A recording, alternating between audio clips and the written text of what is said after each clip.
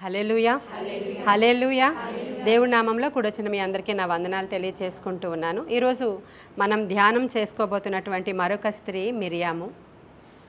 పాత నిబంధన గ్రంథంలో ఈ పేరు మనకి కనిపిస్తుంది. నిర్గమకాండము 2వ అధ్యాయంలో కనిపిస్తుంది. మన మోషే అహరోనుల యొక్క అక్క ఈవిడ. అయితే ఈ మిరియాము గురించి మనం అంటే చాలా తక్కువ తెలుసు మనకి. ఆవిడది చాలా పెద్ద పాత్ర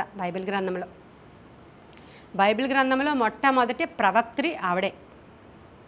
ఇజ్రాయేలు ప్రజలని నడిపించుకుని ఎర్ర సముద్ర మార్గము గుండా తీసుకుని వెళుతూ ఉన్నప్పుడు వాళ్ళందరినీ కంజరి పట్టుకుని పాట కూడా రాసి ఉంటుంది. నిర్గమకాండ 15వ అధ్యాయంలో మీకు ఆవిడ పాట పాడుతుంది.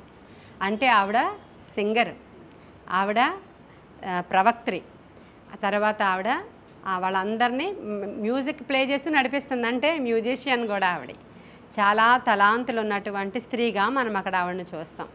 ఈవిడ పాత్ర మనకి ఎక్కడ స్టార్ట్ అవుతుంది అంటే మోషే పుట్టిన తరువాత రాజుగారిది ఒక శాసనం జారీ చేయబడుతుంది. ఏమనంటే అప్పుడే పుట్టినటువంటి మగబిడ్డలందరినీ కూడా చంపేయాలి, లేకపోతే రాజు ఊరుకోడు, పనిష్మెంట్ ఇస్తాడు. మరి యోకెబెదు అమ్రాము అనేటువంటి దంపతులకు ఈ పుట్టినటువంటి వాడే మన మోషే.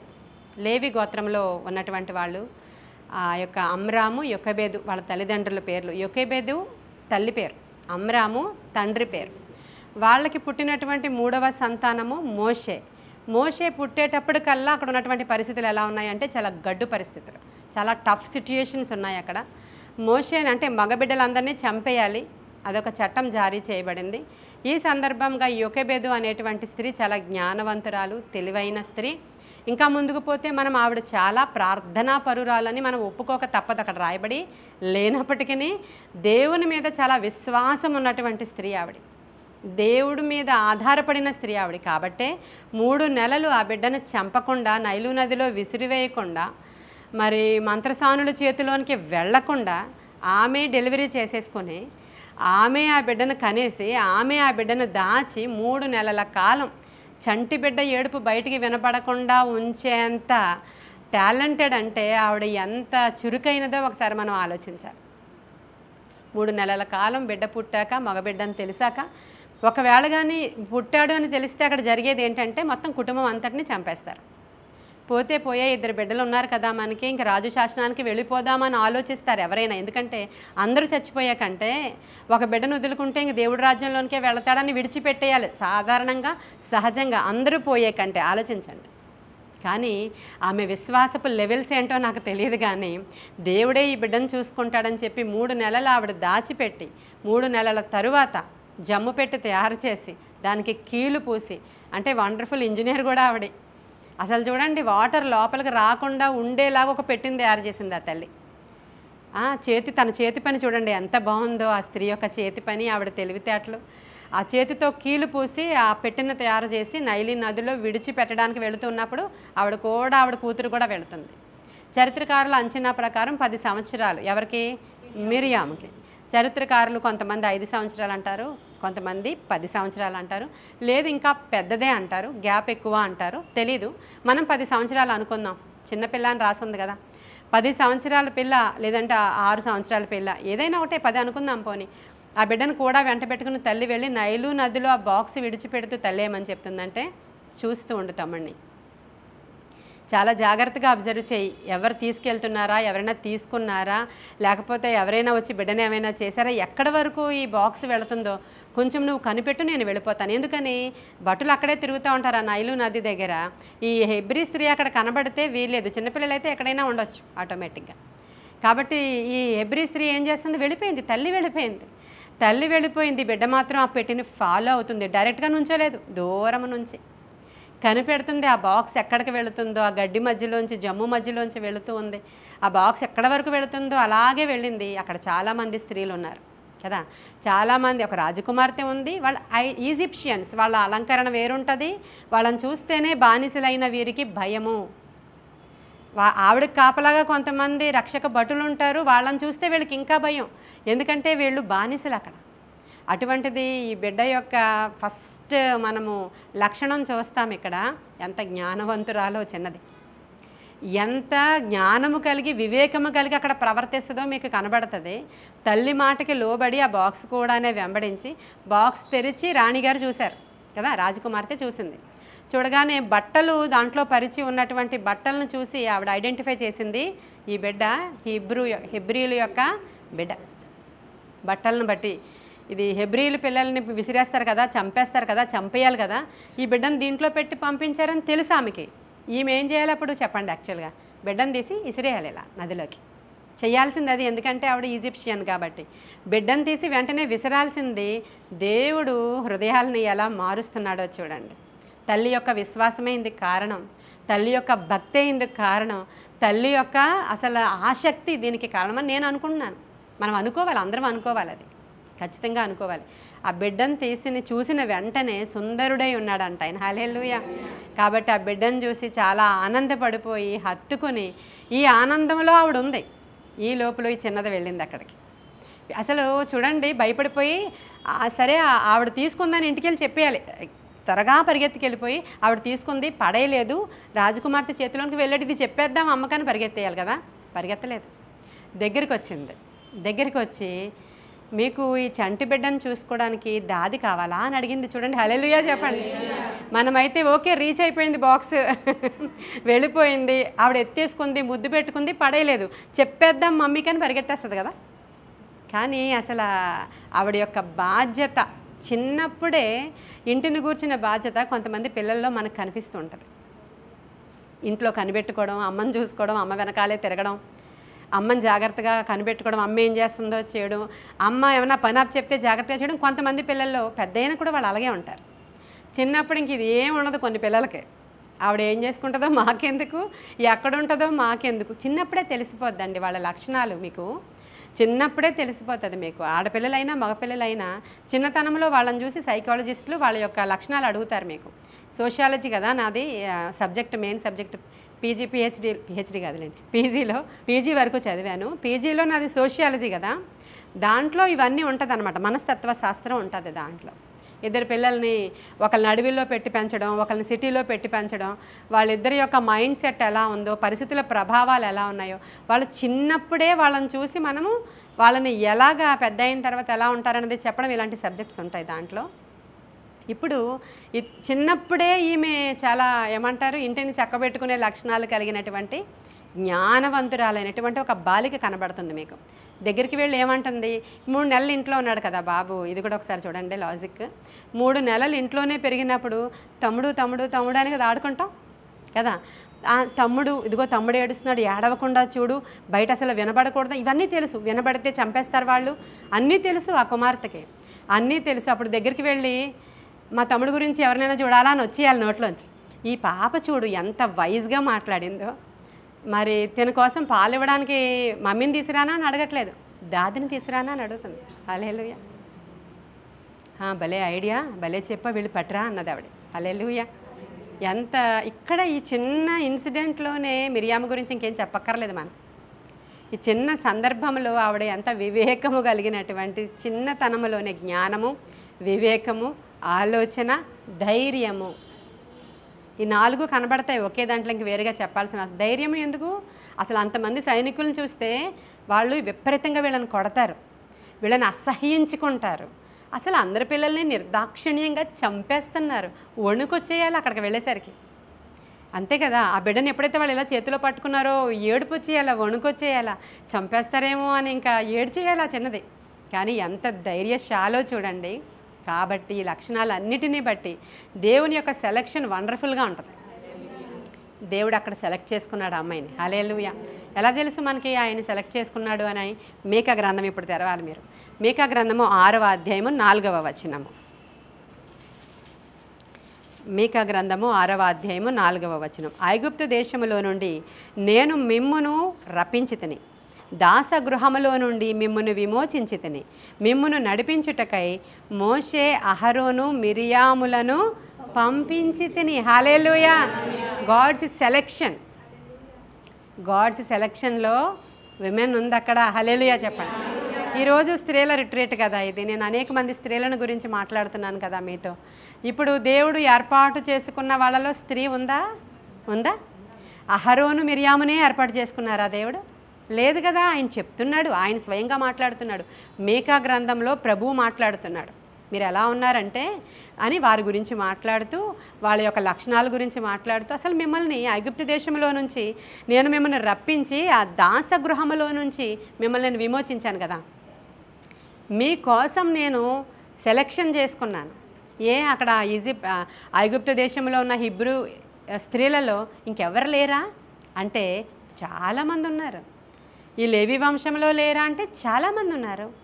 ప్రతి గోత్రంలోనే ఉన్నారు, ప్రతి వంశంలోనే ఉన్నారు. అయితే మరి ఈవిడనే ఎందుకు సెలెక్ట్ చేసుకున్నాడంటే అర్థమైపోతుంది కదా, ఆవిడ ధైర్యం, ఆవిడ సాహసం, ఆవిడ వివేకం, వీటన్నిటిని బట్టి ఏం జరిగింది అక్కడ, దేవుడు సెలెక్ట్ చేసుకున్నాడండి. అందుకే నేను నిన్నటి వాక్యంలో ఆదివారం చెప్పాను. ఏమని చెప్పాను నేను? పిరికితనపు ఆత్మ మన దగ్గర ఉండొద్దు. పిరికితనం వద్దు మనకి. దేని విషయమైన పిరికితనము అంటే దేవుణ్ణి ఒప్పుకోవడం విషయమైనటువంటి పిరికితనం. మనము అని చెప్పుకోవడానికి అవసరమైనటువంటి ధైర్యం లేకపోతే అసలు వేస్ట్ కదా మనం. ఈ అమ్మాయి ఎంత ధైర్యంగా వెళ్ళింది, అసలు ఆ పిల్లోడికి దాదిని తీసుకురానా అని అడుగుతుంది. అయితే ఆవిడ తీసుకురమ్మని చెప్పింది. అప్పుడు వెంటనే తీసుకొచ్చినట్లు నిర్గమకాండము 2వ అధ్యాయంలో నేను చెప్పినటువంటి విషయాలు ఉంటాయి. ఒకసారి మనం చూస్తే బాగుంటుంది. ఇక్కడ 3వ వచనం నుంచి చదువుతున్నాను. తరువాత ఆమె వాని దాచలేక, అంటే బిడ్డను దాచలేక, వాని కొరకు ఒక జమ్ము పెట్టి తీసుకొని దానికి జిగటమన్నును కీలును పూసి అందులో ఆ పిల్లవానిని పెట్టి ఏటి ఒడ్డున జమ్ములో దానిని ఉంచగా వానికేమి సంభవించినో తెలుసుకొనుటకు వాని అక్క దూరముగా నిలిచి ఉండెను. ఫరో కుమార్తె స్నానము చేయుటకు ఏటికి వచ్చెను. ఆమె పనికెత్తెలు ఏటి ఒడ్డున నడుచుచుండగా ఆమె నాచులోని ఆ పెట్టెను చూచి తన పనికెత్తెను ఒకతను పంపి దాన్ని తెప్పించి తెరచి ఆ పిల్లవాని చూచినప్పుడు ఆ పిల్లవాడు ఏడ్చుచుండగా చూచి వాని యందు కనికరించి, ఈ కనికరం దేవుడు పుట్టించింది కదా, వీడు హెబ్రీల పిల్లలలో నొకడనేను. చూడండి, తెలిసిపోయింది వీడు హెబ్రీ బాలుడు అని చెప్పి. అప్పుడు వాని అక్క ఫరో కుమార్తెతో, నీ కొరకు ఈ పిల్లవాన్ని పెంచుటకు నేను వెళ్ళి హెబ్రీ స్త్రీలలో ఒక దాదిని పిలుచుకొని వస్తున్నా అని అడిగాను. చూడండి ఆ డైలాగ్ డెలివరీ చూడండి మీరు. మమ్మీని తీసుకురానా, లేకపోతే పాలు ఇవ్వడానికి ఎవరినైనా తీసుకురానా కాదు. అసలు ఎలా మాట్లాడుతుందంటే హెబ్రీ స్త్రీలలో నుంచి, వీడి హెబ్రీ బాలుడు అంటున్నారు కదా మీరు, హెబ్రీ స్త్రీలలో నుంచి ఒక దాదిని నేను తీసుకొని రానా అని అడుగుతుంది. సరే, ఆ విధంగా మరి బిడ్డను ఆ యొక్క ఫరో కుమార్తె ఈ బిడ్డను తీసుకొని పోయి నా కొరకు వానికి పాలిచ్చి పెంచుము అని వాళ్ళ మమ్మీకే చెప్తుంది. నేను నీకు జీతం ఇచ్చేదనని చెప్పగా ఆ స్త్రీ ఆ బిడ్డను తీసుకొని పోయి పాలిచ్చి ఆ బిడ్డ పెద్దవాడైన తరువాత ఆమె ఫరో కుమార్తె యొద్దకు అతను తీసుకొని వచ్చెను. అతడు ఆమెకు కుమారుడాయను. ఆమె నీటిలో నుండి ఇతని తీసితినని చెప్పి అతనికి మోషే అని పేరు పెట్టాను. హల్లెలూయా. ఇప్పుడు మోషే ఎవరి దగ్గర పెరిగాడు? మమ్మీ దగ్గరే. అసలు పాలిచ్చి ఆ బిడ్డను పెంచడానికి దాదిగా ఆమెను చేసుకున్నారు అక్కడ. మళ్ళీ తల్లి దగ్గరికైతే వెళ్ళిపోయాడు. పైగా మళ్ళీ జీతం కూడా ఇప్పించింది పాప. వాళ్ళ మమ్మీకి శాలరీ కూడా ఇప్పించింది. వాళ్ళ మమ్మీనే తల్లిగా చేసింది. మిరియాం యొక్క ఘనత ఇది ఒకటి చాలు నాకు తెలిసి. కాబట్టి దేవుడు చూశాడేమో, చిన్నప్పుడే మనల్ని తల్లి గర్భంలో ఉన్నప్పుడే చూశాడు దేవుడు. కానీ మిరియాముని గొప్ప సెలెక్షన్ చేసుకున్నారండి. సెలెక్ట్ చేసుకున్నాడు అంటే ఎలా తెలుస్తుంది అంటే మీకా గ్రంథంలో డైరెక్ట్ చెప్పాడు, నేను మీకోసం సెలెక్ట్ చేసుకున్నాను ముగ్గురిని. అన్ని లక్షల మంది ఇజ్రాయేలుని నడిపించడానికి నేను ముగ్గురిని సెలెక్ట్ చేసుకున్నాను. మోషే, అహరోను, మిరియాము. That's all. ఇప్పుడు ఈ మిరియాము యొక్క మరి పని ఏంటంట, ఎందుకు సెలెక్ట్ చేసుకున్నారంటే ఆమె ప్రవక్త్రి. ఇప్పుడు 40 సంవత్సరాలు ఈ ఐగుప్తు దాస్యంలో ఉండిపోయిన తర్వాత 40 సంవత్సరాలు తమ్ముడిని చూసుకుంటూనే ఉంది. అక్కడ పెరుగుతున్నాడు. ఏదో రోజు ఇజ్రాయేలీలను విడిపించకపోతాడా? ప్రభువు మాకు చెప్పాడు కదా, ఈ కుమారుడు ద్వారా జరగకుండా పోతుందా అని అనేకులను ఆ ప్రవక్త్రి ధైర్యపరుస్తూ ఉండవచ్చు. ఆవిడ తోరాను చదివి వివరించి వినిపింపి చేసేది ఆవిడ. ప్రవక్త్రులు వాళ్ళు చేసే పని ఏంటంటే వాళ్ళు తోరా చదువుతారు. చదివి వాళ్ళు ప్రజలకి దేవుడు ఏం మాట్లాడుతున్నాడో ప్రజలకి ఆ మాటలు చెప్పి ధైర్యపరచడం ప్రవక్త్రులు చేసేటువంటి పని. దేవుని దగ్గర నుంచి ఏమైనా ఒక మెసేజ్ వస్తే వీళ్ళందరికీ కూడా చెప్తూ ఉంటారు, దేవుడు ఇలా మాట్లాడుతున్నాడు, మీరు ఎవరు కూడా భయపడొద్దు, తప్పకుండా మనల్ని దాస్యం నుంచి విడిపించడానికి దేవుడు సమర్థుడు, మీరు ధైర్యం తెచ్చుకోండి అని చెప్పడానికి మిరియామును వాడుకున్నాడు దేవుడు. ప్రవక్త్రి. అందుకే ఆవిడ చక్కగా పాటలు పాడగలదు, వాళ్ళని నడిపించగలదు, తోరా వివరించగలదు. వీళ్ళని ధైర్యపరచడానికి ఇంత ఈ స్త్రీని అక్కడ వాడుకున్నారు. 40 సంవత్సరాల తర్వాత సడన్గా మోషే పారిపోయాడు ఆ దేశాన్ని విడిచిపెట్టి. అప్పుడు ఇప్పుడు ఎంత బాధపడి ఉంటుందో, ఎంత ప్రార్థన చేసి ఉంటుందో అక్క. అయ్యో మా విమోచకుడు ఇతడే అనుకున్నాము, దేవాని విధి ఇలా అయ్యింది ఏంటి, ఇతను పోని మమ్మల్ని ఈ దాస్యత్వం నుంచి విడిపిస్తాడేమో, రాజు స్థానంలోనికి వస్తాడేమో, సింహాసనం ఎక్కుతాడేమో. అవును కదా, ఇలా కూడా ఆలోచించి ఉండొచ్చు కదా అనుకున్నాము. కానీ ఖచ్చితంగా అవ్వలేదని చాలా ప్రార్థన చేసి ఉంటుంది ఆ అక్క. ఆ తరువాత ఆయన వెళ్ళిపోయాడు, ఆయన తిరిగి వచ్చాడు. 40 సంవత్సరాల తర్వాత వచ్చాడు. ఇప్పుడు 40 సంవత్సరాల తర్వాత వచ్చిన తర్వాత ఇప్పుడు మళ్ళీ సెలక్షన్ చేసుకున్నారు దేవుడు. నువ్వు వెళ్ళు, నీ నోటికి బోరగా నేను ఎవరిని ఉంచుతాను, అహరోను నీకు మారుగా మాట్లాడతాడు అక్కడ రాజు దగ్గర. నువ్వు వెళ్ళు అని చెప్పి, బహుశా మిరియాము గురించి కూడా చెప్పే ఉంటారు, అది రాయబడి లేదు. దేవుడే డైరెక్ట్ చెప్పాడు మీకా గ్రంథంలో. ఇక్కడ రాయబడి లేదు కాబట్టి అందరూ ఏం చెప్తారంటే దేవుడు మోషేనే సెలెక్ట్ చేసుకున్నాడు, మగవాళ్ళనే సెలెక్ట్ చేసుకున్నాడు, అంతే కదండి. కాబట్టి వాళ్ళ వెనకాల ఆటోమేటిక్గా వాళ్ళ చెల్లి కాబట్టి, వాళ్ళ అక్క కాబట్టి ఈవిడ కూడా వెళ్ళింది అనుకుంటారేమో, ఎందుకంటే ఇక్కడ చెప్పలేదు కాబట్టి. కానీ దేవుడు చెప్తున్నాడు, నేను ఆ యొక్క స్త్రీని సెలెక్ట్ చేసుకున్నది నేనే. కాబట్టి ఈవిడ నుంచి నేర్చుకుంటున్నది ఏంటంటే జ్ఞానం ఒకటి. మన ఏజ్తో ప్రమేయం లేదు. చూసారా, ఇక్కడ ఎంత ఏజ్ వచ్చినా కొంతమందికి జ్ఞానం రాదు, ఎప్పుడు ఎలా మాట్లాడాలో కూడా తెలియదు. ఏది సీక్రెట్ని సీక్రెట్గా ఉంచమంటే అర్థం కాదు, తెలియడం లేదు అందరికీ. అంత జ్ఞానం లేకుండా ఉన్నారంటే అసలు అర్థం ఏంటో ఒకసారి ఆలోచించేయండి, అంతేనా? మీకు జ్ఞానం కావాలి, జ్ఞానము కలిగి నడుచుకోవాలి మనం ఈ లోకంలో.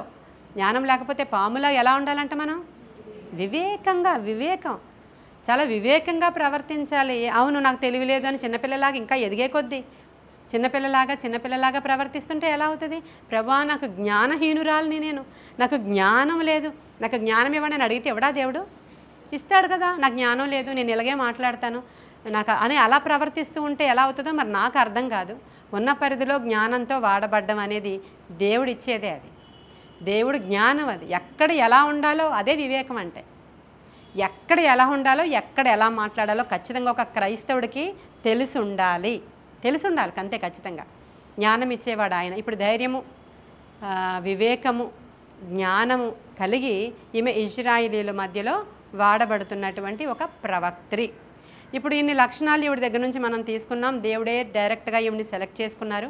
ఇప్పుడు ఎర్ర సముద్రం పాయలైపోయి వెళ్ళిపోతూ ఉన్నప్పుడు ఈవిడ మంచి పాట పాడుతూ, కంజర్ ప్లే చేస్తూ, తంబురతో నాట్యమాడుతూ దేవుని యొక్క గొప్పతనాన్ని వేనోళ్ళ అంటే ఆ పాటలన్నీ ఆవిడ నోట్లోనే ఉన్నాయి, అంతే కదా. మరి కొత్తగా అక్కడికక్కడ ఎలా పాడుతుంది ఆవిడ? వేనోళ్ళ. చూద్దాం, అది నిర్గమకాండం 15వ అధ్యాయంలో పాట బాగుంటుంది, చూద్దాము. నిర్గమకాండము 15వ అధ్యాయం 20 నుంచి చూడండి. మరియు అహరోను సహోదరియు ప్రవక్త్రియునగు మిరియాము తంబురను చేత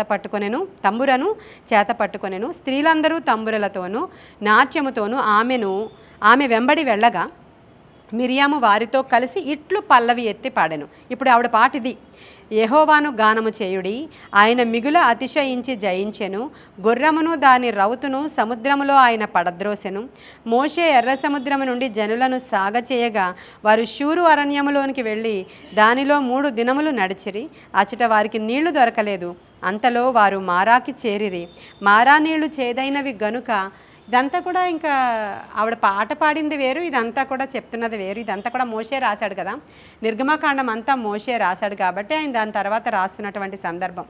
ఈవిడ మాత్రం అక్కడ ఏం చేసిందంటే కంజీర ప్లే చేస్తూ ఆవిడ తంబురతో, ఆవిడ నాట్యముతో ఏం చేసింది, పల్లవి ఎత్తి ఇలా పాడింది. 4 లైన్లు పాడింది అనమాట, యెహోవాను గానము చేయడని. ఈ పాట పాడుతూ ఆవిడ మొత్తానికి వాళ్ళందరినీ కూడా నడిపించిన సందర్భాన్ని మనము చూస్తాం. అయితే ఇప్పుడు ఈవిడ అనేక మంది స్త్రీలను ఆరాధన కొరకు ఇన్ఫ్లుయెన్స్ చేసింది కదా, దేవుణ్ణి ఎలా ఆరాధించాలో, ఎలా దేవునిలో నాట్యం ఆడి. ఎందుకంటే వీళ్ళందరూ అప్పటి వరకు గ్యాదరింగ్స్ చేయడానికి లేదు కదా. ఇప్పుడు ఆవిడని ఎందుకని దేవుడు సెలెక్ట్ చేసుకున్నాడు మిరియాముని అంటే, ఇప్పుడు ఆ స్త్రీలను నడిపించడానికని ఇక్కడ మనకి క్లియర్గా అర్థమైపోతుంది. అంటే ఇజ్రాయేలీలు ఇప్పుడు లక్షల మంది స్త్రీలు ఉన్నారు కదా, ఆ స్త్రీలందరినీ నడిపించడానికి ఇక్కడ మిరియాముని ఏర్పాటు చేసుకున్నారు. నడిపించడానికి నాయకుడైన మోషేని ఏర్పాటు చేసుకున్నారు.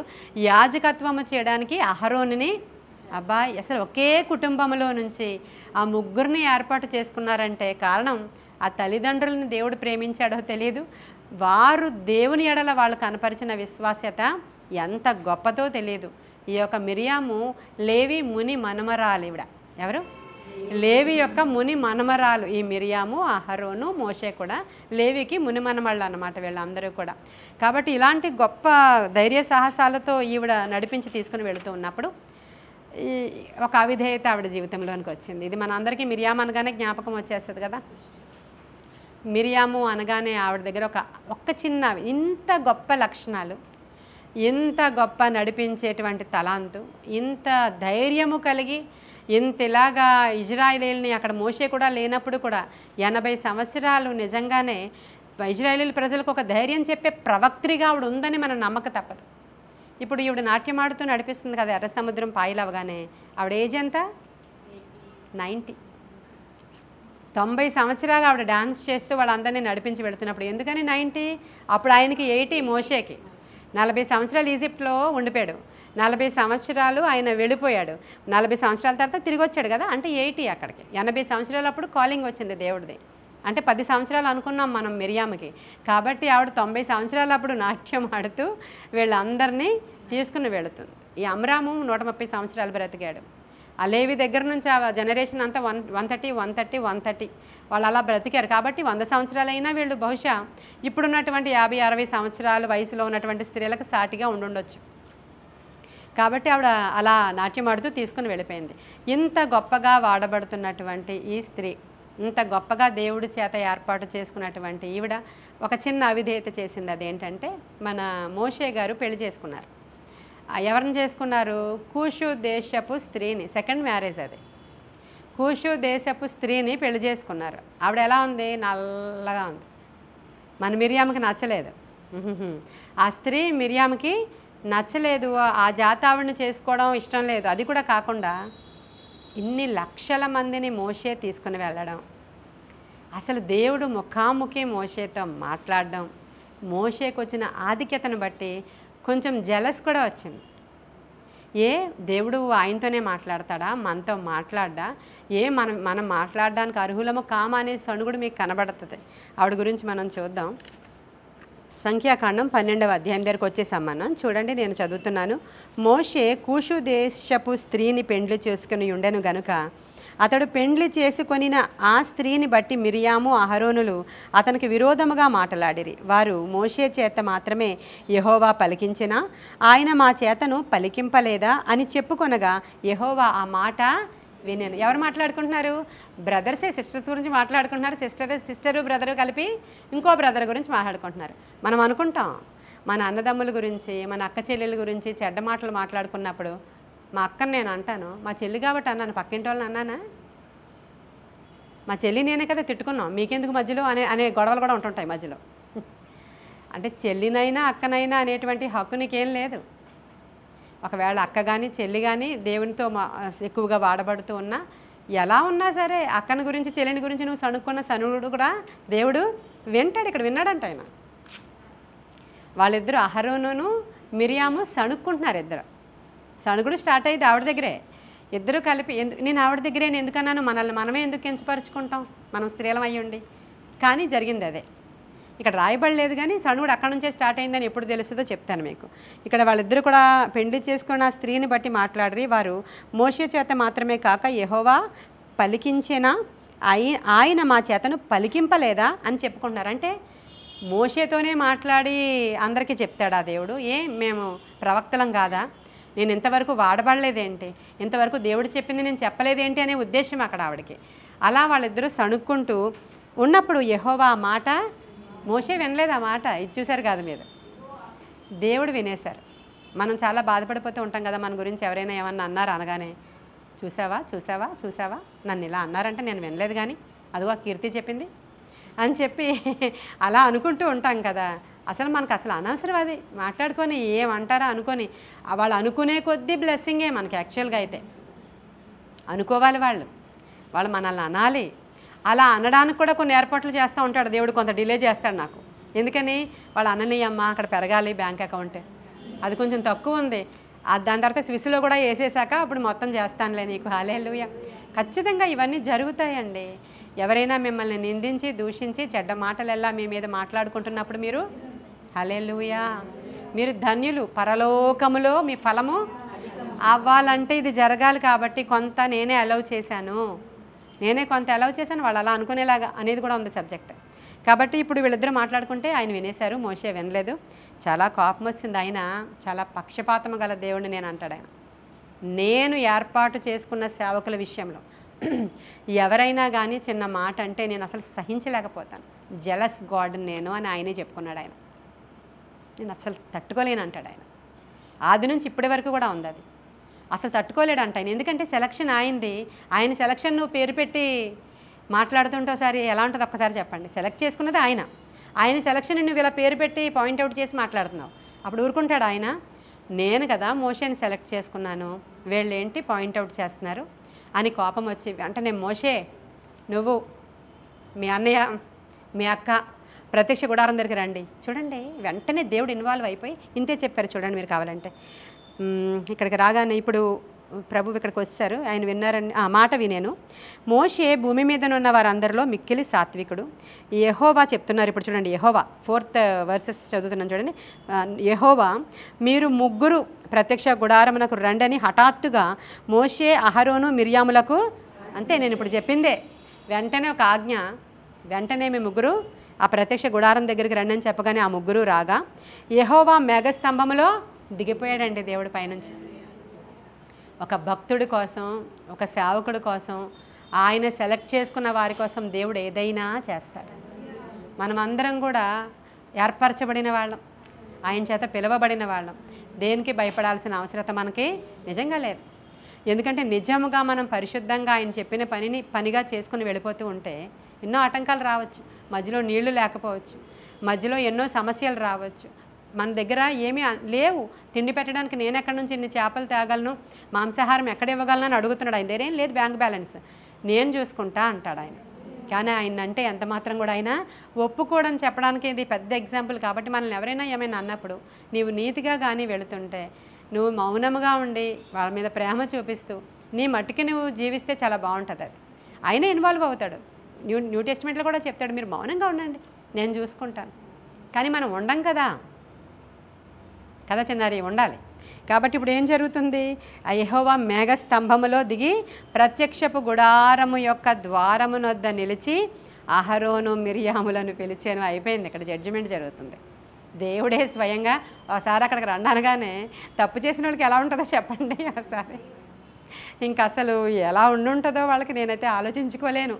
అసలు దేవుడు డైరెక్ట్గా స్పెషల్ మీటింగ్ అరేంజ్ చేసి రండి అక్కడికి మాట్లాడతాను అన్నాడు ఆయన. వచ్చారు వీళ్ళు ముగ్గురు కూడా. వారిద్దరూ రాగా ఆయన నా మాటలు వినుడి. చూడండి దేవుడు మాట్లాడుతున్నాడు. మీలో ప్రవక్త యుండిన ఎడల యెహోవా నాకు నేను దర్శనమిచ్చి అతడు నన్ను తెలుసుకున్నట్లు కలలో అతనితో మాట్లాడుదును. నా సేవకుడైన మోషే అట్టివాడు కాడు. చూడండి క్లారిటీ ఇస్తున్నాడు. మీలో చాలామంది సేవకులు ఉంటారు, చాలామంది ప్రవక్తలు ఉంటారు, చాలామంది దర్శనాలు చూసేవాళ్ళు కూడా ఉంటారు, చాలామంది కలలు కానే వాళ్ళు కూడా ఉంటారు. వాళ్ళందరికీ కలలు ఇచ్చేవాడిని నేనే, దర్శనాలు ఇచ్చేవాడిని నేనే. కానీ మోషే అలాంటి వాడు కాడు. నేను డైరెక్ట్ మాట్లాడతాను మోషేతో. హల్లెలూయా. అసలు ఆయన ఎలా చెప్తున్నాడంటే నాకు ఈ మాటలు చాలా ఇష్టం, చాలా ఇష్టం. ఆయన తన సేవకుల పక్షంగా ఎంత రోషంగా ఉంటాడో తెలిసినప్పుడు దేనికి భయపడొద్దు అనిపిస్తుంది నాకు. అసలు దేనికి కూడా భయపడాల్సిన అవసరం లేదు. పిలిచినవాడు నమ్మదగినవాడు, అంతం వరకు ఆయనే కాపాడుకుంటాడు. అలాగని పిలిచినప్పుడు తర్వాత శ్రమలు రావా అంటే ఎన్నొచ్చినాయండి. సముద్రమే అడ్డొచ్చింది, ఇంకేం చెప్పాలా? సముద్రమే అడ్డొచ్చింది. ఆ తర్వాత ఎన్నెన్నో వచ్చాయి. ఏది ఏమైనా ఆయన సేవకుని పక్షంగా పౌరుషం వహించి చెప్తున్నాడు. చాలామంది మీలో కలలు కానే వాళ్ళు ఉంటారు, ప్రవక్తలు ఉంటారు, దర్శనాలు చూసే వాళ్ళు ఉంటారు. వాళ్ళందరికీ ఇస్తున్నాను నేనే. కానీ వాళ్ళందరికీ మర్మమైనట్లు మాట్లాడితే వాళ్ళు మీనింగ్ కూర్చొని అదే అలా మాట్లాడారా అంటే ఏంటబ్బా ఆ వాక్యంలో ఎక్కడుంది అది, అయితే ఇదై ఉంటుంది అదే అని అనుకోవాలి. ఎవరు మామూలు వాళ్ళైతే. అదే మోషే తొడితే మర్మమేమీ లేదు. డైరెక్ట్గా వచ్చి మోషే ఇదిగో మీ సంఘం పేరు ఇది, మోషే ఇదిగో ఆ లిల్లీ గురించి ఇది సంగతే, ఇదిగో మోషే ఆ శశి గురించి ఇది సంగతి అని చెప్పేస్తాను నేను. అతను మోషే అంటే హల్లెలూయా. అంటే ఇంట్రొడక్షన్ అలా చెప్తున్నాడు మోషే గురించి ఆయన. అలా మాట్లాడి నా సేవకుడైన మోషే అట్టివాడు కాడు, అతడు నా ఇల్లంతటిలో నమ్మకమైన వాడు. నేను గూఢభావములతో కాదు, అలా అందరితో మాట్లాడినట్లు ఇండైరెక్ట్ స్పీచ్ లేదు నాకు మోషేతో. ముఖాముఖిగా అతనితో మాట్లాడుదును. అతడు యెహోవా స్వరూపముని నిదానించి చూచును. కాబట్టి నా సేవకుడైన మోషేకు విరోధముగా మాట్లాడుటకు మీరేలా భయపడలేదు? అంతే, క్వశ్చనే అడిగాడు. అక్కడ నుంచి ఏం చెప్పలేదు ఆయన. మీకేం భయం లేదేంటి? నా సేవకుడి గురించి అలా మాట్లాడడానికి మీకు భయం ఎలా అవ్వలేదు అని అడిగాడు ఆయన. అలా అడగంగానే అతడు తర్వాత భయపడలేదా నేను, మీరు ఎలా భయపడలేదా నేను, యెహోవా కోపము వారి మీద రగులు కొనగా ఆయన వెళ్ళిపోయాడు అంతే, జస్ట్ ఇంకేం అనలేదు. వచ్చారు, మోషే అంటే ఏంటో ఒక మాటలో చెప్పాడు. మోషే అంటే ఏంటో ఒక్క మాటలో చెప్పాడు. కోపం వచ్చేసింది దేవుడికి, రగులు కొంది. కోపం వచ్చినప్పుడు ఏం చేస్తాం? దడ్మని తలిపేసి వెళ్ళిపోతాం. అదే చేశారు ఆయన. అక్కడ నుంచి కోపం వచ్చేసింది, వెళ్ళిపోయారు ఆయన. వెళ్ళిపోయిన వెంటనే ఇలా అహరోన్ ఇలా చూసేసరికి అసలు అది కుష్ఠం కూడా కాదు, కడుపులో ఉన్నటువంటి ఒక పిండము సగమే ఏర్పడి సగం ఏర్పడకపోయి మాంసపు ముద్దలా ఉంటే ఎలా అవుతుందో అలా అయిపోయిందంట ఆమె. కడుపులో ఉన్న పిండము సగం ఏర్పడి సగం మిగతాదంతా మాంసపు ముద్దలా ఉంటే ఎలా ఉంటుందో అలా అయిపోయింది. అక్కడ రాయబడి ఉంటుంది చూడండి, అక్కడ అలాగే రాయబడి ఉంటుంది. యెహోవా కోపము వారి మీద రగులు కొనగా ఆయన వెళ్ళిపోయాను. మేఘమును ఆ ప్రత్యక్ష గుడారము మీద నుండి ఎత్తబడెను. అప్పుడు మిరియాము హిమము వంటి తెల్లని కుష్టుగలదాయను. అహరోను మిరియాము వైపు చూచినప్పుడు ఆమె కుష్టుగలదిగా కనబడెను. అహరోను, అయ్యో నా ప్రభువా, మేము అవివేకులము, పాపులమైన మేము చేసిన ఈ పాపమును మా మీద మోపవద్దు. తన తల్లి గర్భములో నుండి పుట్టినప్పటికే సగము మాంసము క్షీణించిన శిశు శవము వలె ఆమెను ఉండనియ్యకుమని మోషేతో చెప్పగా. చూసారా, మామూలుగా అయితే కుష్ఠరోగం వచ్చింది అనేది నీకు నాకు తెలుసు. ఎక్కడొచ్చింది? నొసట మీద వచ్చిందా? చేయి మీద వచ్చిందా? ఎక్కడా కనిపించకుండా నయమానుకున్నట్లు నడ్డి మీద వచ్చిందా? కాదు. ఇలా ఆయన కోపం రగులుకొని అక్కడ నుంచి ప్రభు వెళ్ళిపోయారు. ఏడ్చారు వీళ్ళు. ఏడ్చి తిట్టాడు దేవుడు, ఏమవునో అని ఆలోచించుకుంటే ఇలా చూశాడు అహరోను. చూసేసరికే ఇప్పుడు నేను చెప్పాను కదా, అలా అయిపోయి ఉంది ఆవిడ అక్కడ. వెంటనే ఎవరికి ప్రార్థన చేస్తున్నాడు? మోషేతో చెప్తున్నాడు. ప్రభువాని మోషేనే అంటున్నాడు. మోషేతో చెప్తున్నాడు ఆయన, అయ్యా ఇలా అయిపోయింది, ఒక్కసారి నువ్వు దేవుని దగ్గర ఒకసారి అడగవా అని. అప్పుడు ఆడు చెప్పినప్పుడు వెంటనే మోషే ఎలుగెత్తి, దేవా దయచేసి ఈమెను బాగు చేయమని యెహోవాకు మోషే మొరపెట్టాడు దేవుడికి. వెంటనే తమ్ముడు ఏడుస్తూ అడుగుతున్నాడు, అయ్యా ఒక్కసారి ఈమెను నీవు బాగు చేయవా అని అడిగినప్పుడు దేవుడు ఎంత అసహించుకున్నాడంటే, తండ్రి ఒక కుమార్తె మొహం మీద ఉమ్మేస్తే 7 రోజులు పోయి పాళెంలో దాక్కుంటుంది కదా, అలా పోయి 7 రోజులు అక్కడ ఉండమని అన్నాడండి. ఎంత కోపం వచ్చిందంటే, ఇది పెద్ద విషయం కాదు, ఇది పెద్ద విషయం కాదు. ఎందుకంటే జనరల్గా అన్నతమ్ములు వాళ్ళు, తమ్ముడు ఎవరినో చేసుకున్నాడు, పోనీ సణుక్కుంది అక్కే కదా, జస్ట్ సణుక్కుంది. కానీ దేవుడు సహించలేకపోయి. ఈ సందర్భాన్ని మనం చూసినప్పుడు చాలా జాగ్రత్తగా ఉండాలి. సిబ్లింగ్ విషయంలో కూడా మీకు అర్థం అవ్వాలి. మీ అన్నదమ్ముల విషయంలో, అక్క చెల్లెల విషయంలో కూడా మీరు చాలా లెక్క అప్పగించవలసిన వారై ఉన్నారు. ఇది కూడా అంటే ఆయన దైవజనుడు కదండి, కాబట్టి దైవజనుడిని తిట్టుకుంటే ఈ పనిష్మెంట్ వచ్చిందని అనుకుంటున్నామేమో. లేదు, చిన్నప్పటి నుంచి తమ్ముడు అక్క విషయంలో ఎంత కేర్ఫుల్గా ఉన్న కారణంగానే ఈమెను సెలెక్ట్ చేసుకున్నారు కదా దేవుడు. మనం కూడా చాలా జాగ్రత్తగా ఉండాలి సహోదరుల విషయంలో. మనం కూడా సహోదరులమే కదా, మనమందరం ప్రభు రక్తంలో కడగబడిన వాళ్ళం, మనమందరం కూడా అంతే కదా క్రీస్తులో. మన విషయంలో కూడా ఎవరినైనా సణుక్కునేటప్పుడు ఇక్కడ ఒక విషయం చెప్పాలి. మోషే ప్రార్థన చేశాడు. అప్పుడు దేవుడు ఏం చెప్పాడు? అసహ్యపడి, తండ్రి ముఖం మీద ఉమ్మేస్తే 7 రోజులు పోయి పాళెంలో దాక్కున్నట్లు పోయి 7 రోజులు అక్కడ ఉండమను, పాళెం అవతల, తర్వాత చూద్దామన్నారు దేవుడు. ఇప్పుడు ఈవిడిని బహిష్కరించారు పాళెంలో నుంచి.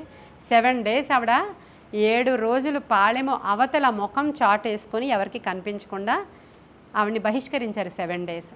ఈ 7 డేస్ మేఘం ప్రయాణం ఆగిపోయింది. ప్రజలు ఎక్కడ వాళ్ళు అక్కడే ఉండిపోయారు. మేఘం మూమెంట్ లేదు, ప్రయాణ పద్ధతులు ఏమీ కూడా లేవు, ఆగిపోయినాయి. ఎక్కడదక్కడ మొత్తం ఆగిపోయిన కారణం ఇన్ని లక్షల మందికి కూడా విషయం బీబీసీ ద్వారా తెలిసింది ఏంటంటే, మోషేని వాళ్ళ అక్క తిట్టిందంట, దేవుడు వచ్చి మిరియాముని కుష్ఠరోగంతో మొత్తాడంట. తెలిసిపోయిందా అందరికీ? ఎంత దారుణం. ఈరోజు మనకు కూడా తెలిసిపోయింది. ఆ రోజు జరిగింది ఈరోజు కూడా మనకి ఎంత ఎంత అవిధేయత ఆవిడ చేసిన కారణం చూడండి, ఎంత భయంకరమైన విషయం. ఈ విషయంగా నేను ఏం చెప్పాలనుకుంటున్నానంటే, స్త్రీల సదస్సు ఇది. ఇక్కడ మరి స్టార్టింగ్లో మీరు 12 స్టార్టింగ్లో చూసినప్పుడు ఎవరెవరు సణుక్కున్నారు? ఎవరెవరు సణుక్కున్నారు కదా? మరి ఏ అహరోన్కి కుష్టి రాలేదా? అహరోన్కి అక్కడ కుష్టి మరి కదా, మీరు అడగాలి కదా. అహరోన్కి కుష్టి రాలేదు ఏమి అంటే అసలు కారణం ఏమిడని అర్థం. అక్కడ సణుగుడికి కారణం స్త్రీ అని అర్థం. నేను చెప్పేది అది మీకు. ఇంట్లో ఏదో అది చేసావా, ఇది చేసావా, అది చేసావా, మీ అక్కకి అలా చేసావా, మీ చెల్లికి ఇలా చేసావా, మీ అమ్మది చేసిందా, మీ నాన్న ఇది చేశాడా, సణుగుడు ఎవరు సణుగుతారు? దానికి వచ్చే పనిష్మెంట్ ఇప్పటిలాగా ఇక్కడ రికార్డెడ్గా లేదు, కానీ నువ్వు ఖచ్చితంగా అనుభవించాల్సిందే. నువ్వు ఖచ్చితంగా అనుభవించాల్సిందే మన జీవితకాలంలో. ఇది మాత్రం సత్యం అండి. నేనేం శపించడం లేదు, ఫ్యాక్ట్ చెప్తున్నాను మీతో. తల్లిదండ్రులను చూడనేయకుండా, అక్క చెల్లెలను చూడనేయకుండా, అన్నదమ్ములను చూడనేయకుండా, వాళ్ళ గురించి చెడ్డ మాటలు మాట్లాడి సణిగి చెప్పి వెనక నుంచి షంటి, ఈ విషయంలో కూడా మనం ఎలా మాట్లాడుకోవాలి అని అంటే, అందుకనే స్త్రీ బలహీన ఘటము. ఆదాము తప్పు చేయలేదు, కానీ అవ్వ తప్పు చేసిన కారణంగా ఆవిడ తగ్గించబడింది. కాబట్టే సంఘం మీద ఆవిడకి అధికారం లేదు. కాబట్టి పురుషుడే ఆధిపత్యం వహించాలి అని చెప్పిన మాట ఎగ్జాక్ట్లీ కరెక్ట్, తప్పు కాదు.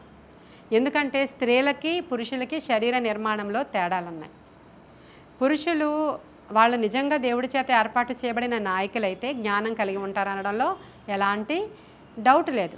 దేవుడే పిలిచి వాడుకుంటున్న సేవకులకి మంచి తలాంతులు ఉంటాయి, ఆలోచన శక్తి ఉంటుంది, జ్ఞానం ఉంటుంది. ఈ పురుషుడు నెలలో అన్ని రోజులు ఒకేలాగా ఉండగలుగుతాడు, ఒకే మైండ్ ఉంటుంది. స్త్రీకి నెలలో అన్ని రోజులు ఒకే మైండ్ ఉండదు, హార్మోనల్ ఇన్బ్యాలెన్స్ ఉంటుంది. ఆవిడ పాస్టర్ అమ్మ అయినా సరే, తర్వాత డాక్టర్ అమ్మ అయినా సరే. అర్థమవుతుందా మీకు? కాబట్టి స్త్రీలు మనం సణుక్కునేది మనకి ఎందుకు వచ్చింది అని అంటే, మన లోపల ఉన్నటువంటి ఇన్బ్యాలెన్స్, మన మూడ్స్ అంతా కూడా మారుతూ అప్ అండ్ డౌన్ అవుతూ ఉంటుంది. డాక్టర్ అయినా, అది ఎవరైనా, పాస్టర్ అయినా, ఆవిడ ప్రైమ్ మినిస్టర్ అయినా కూడా ఒకేలాగా ఆవిడ ఆలోచన చేసి నిర్ణయాలు తీసుకోలేకపోతుంది. త్వరగా నోట్లోంచి మాట్లాడేస్తుంది, త్వరగా నిర్ణయాలు తీసేసుకుంటుంది, త్వరగా ఏదైనా సరే. ఇప్పుడు ఆ పండు తినేయమంటే ఇలా తీసుకుని తినేసింది. ఆదాము ఉంటే ఆలోచించేవాడు అక్కడ. ఆదాము ఉంటే, అందుకనే ఆదాము తప్పు చేయలేదు, అవ్వ తప్పు చేసినది కాదా? కాబట్టి ఈవిడికి కాదు అధికారం ఇస్తే గమ్మని ఇలా ఉంటుంది. కాబట్టి స్టేబుల్గా ఉండే ఆలోచన నిర్ణయం తీసుకునేవాడు పురుషుడే కనుక పురుషుడే ఆధిపత్యం చెలాయించాలి. కాబట్టి అతనికే రూలింగ్ అప్పగిద్దాం అనేది పౌలు గారి యొక్క మాట వాస్తవం. అయితే ఈ రోజుల్లో దేవుడు మనల్ని పిలిచి ఇలా సేవ కొరకు, మన కుటుంబాలను కట్టుకోవడం కొరకు వాడుకుంటున్నప్పుడు మరీ ఎక్కువ జాగ్రత్తగా, మనకున్నటువంటి భర్త అవ్వచ్చు, ఎల్డర్ ఎవరైతే వాళ్ళు అవ్వచ్చు, వాళ్ళ నుంచి మనము ఆ యొక్క సలహాలు తీసుకోవడం చాలా అవసరం. నేను నిన్నే చెప్పాను, నేను షిప్ అయితే పాస్టర్ గారు లంగరు. ఆ లంగరు ఈ షిప్ని ఎటు అటు కొట్టుకుపోకుండా గట్టిగా పట్టుకుంటుంది. ఈ లంగర్ మాట వినాలి. షిప్ కనపడదు ఆ లంగర్, కానీ అది పవర్ఫుల్.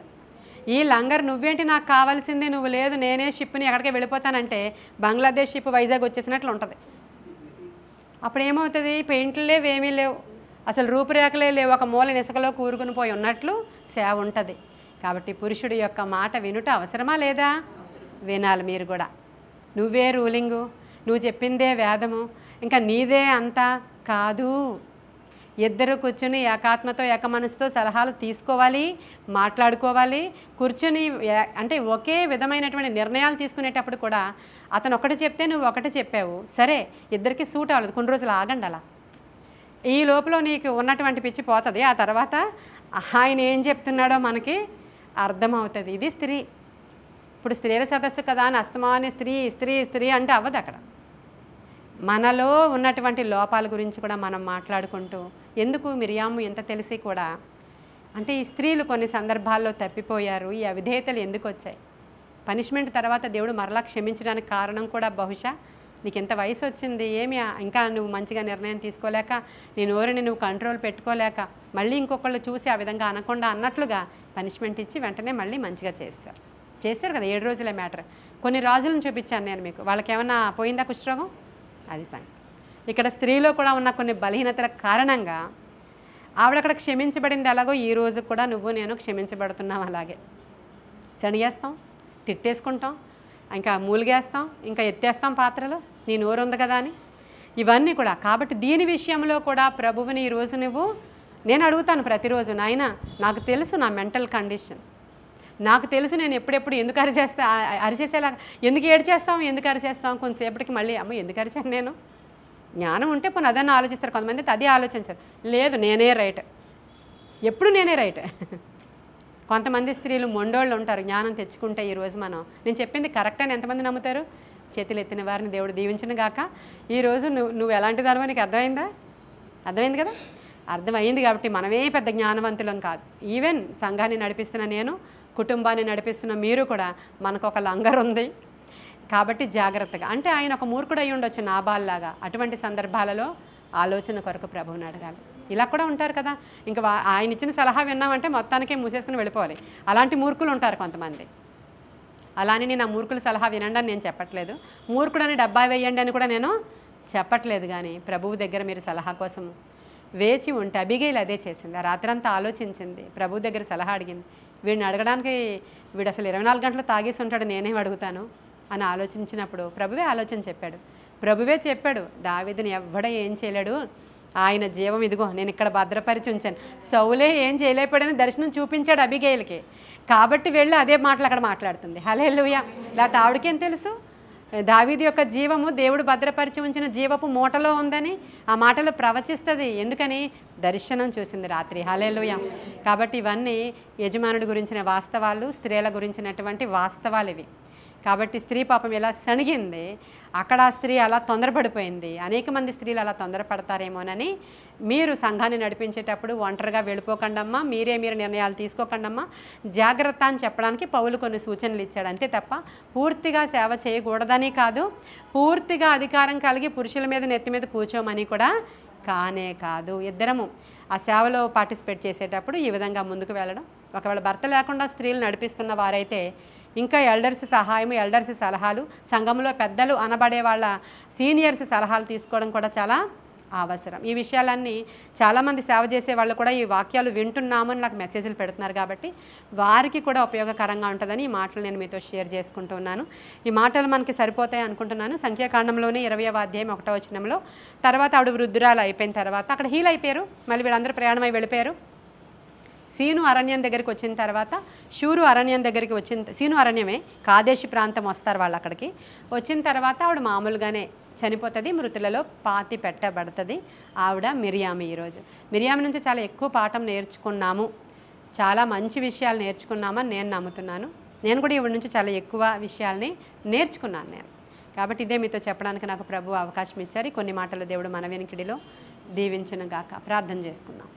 మహాపరిశుద్ధుడైన తండ్రి, మహోన్నతుడైన దేవానికి వందనాలు, నిత్య నివాసినికి వందనాలు, బలవంతుడానికి వందనాలు, స్తోత్రార్హుడానికి వందనాలు, నమ్మదగిన సహాయమా. నిజముగా ఈరోజు మాతో మాట్లాడిన ప్రతి మాట మా హృదయంలో మేము భద్రం చేసుకుంటున్నాం. ఆత్మశక్తితో కార్యాలు జరిగించండి. మమ్మల్ని సెలెక్ట్ చేసుకున్నారు కాబట్టి మేము సెలెక్ట్ చేసుకున్నారని మేము రెచ్చిపోకుండా ప్రభువా నీ మాటకి లోబడి, ఇదిగో ఎల్డర్స్కి లోబడి, దేవా మాకు ఇచ్చినటువంటి మా శిరస్సులకు లోబడి మేము కంప్లీట్గా నీ తట్టు చూస్తూ ముందుకు వెళ్ళే భాగ్యం మాకు ఇవ్వండి. అనవసరమైనటువంటి వాటిలో ఇన్వాల్వ్ అవ్వకుండా ఏది సరి చేసుకోవాలో అవి సరి చేసుకుంటూ ముందుకు వెళ్ళే భాగ్యం మాకు దయచేయమని వినుచున్న వారిని దీవించండి, ఇక్కడ కూర్చున్న వారిని దీవించండి. నీ ఆత్మశక్తితో నింపి నడిపించండి. నీ కృపగల హస్తానికి మమ్మల్ని అందరినీ అప్పగించుకుంటూ ఈ మాటలు అనేకులు వినులాగున సహాయం చేయండి. అనేకులు విని నాయన మారు మనస్సు పొందులాగున, వారి హృదయాలలో మార్పు తెచ్చుకునేలాగున, అనేక రకాలైనటువంటి నా తండ్రి జ్ఞానము సంపాదించుకునేలాగున సహాయం చేయమని యేసయ్య శ్రేష్ఠ నామములో ఈ ప్రార్థన మీ సన్నిధికి చేర్చుకుని జవాబు దయచేయమని మిక్కిలి వినయముగా అడిగి ప్రార్థించి వేడుకొని పొందుకొని ఉన్నాము మా ప్రియ పరలోకపు మా తండ్రి. ఆమేన్. God bless you. అందరికీ వందనాలు. Praise the lord.